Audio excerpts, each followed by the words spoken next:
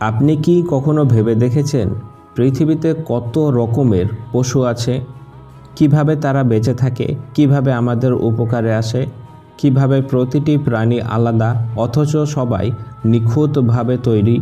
এ সম্পর্কে কোরআন বলে, আল্লাহ সকল প্রাণীকে পানি থেকে সৃষ্টি করেছেন। কেউ পেটে ভর দিয়ে চলে, কেউ 2 পায়ে চলে, আবার কেউ 4 পায়ে চলে। এই সম্পর্কে বিজ্ঞান বলে, পৃথিবীতে প্রায় 87 লাখ প্রজাতির প্রাণী আছে। প্রতিটি প্রাণী নির্দিষ্ট পরিবেশে বেঁচে থাকার উপযোগী। উট মরুভূমিতে, মাছ পানিতে, শিয়াল বরফে বেঁচে থাকতে পারে।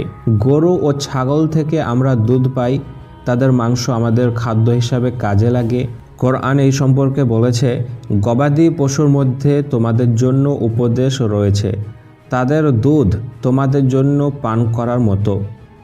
উট মরুভূমিতে দীর্ঘ সময় পানি ছাড়া বেঁচে থাকতে পারে, প্রচণ্ড গরমেও শক্তিশালীভাবে চলতে পারে। এ সম্পর্কে কোরআন বলে, তারা কি উটের দিকে তাকিয়ে দেখে না, কিভাবে তাকে সৃষ্টি করা হয়েছে? প্রাণী জগতের এই বিস্ময়কর এক আল্লাহর অস্তিত্ব প্রমাণ করে। দেখুন, পিঁপড়া দলবদ্ধভাবে কাজ করে, মৌমাছি মধু তৈরি করে যা উপকারী, হাতি দীর্ঘ সময় স্মৃতি ধরে রাখতে পারে। এত বিস্ময়কর সৃষ্টি, এত নিখুঁত গঠন, কে এগুলো করলো? তাদেরকে আলাদাভাবে কে তৈরি করলো? তাদেরকে এত শিক্ষা, এত জ্ঞান কে দিল?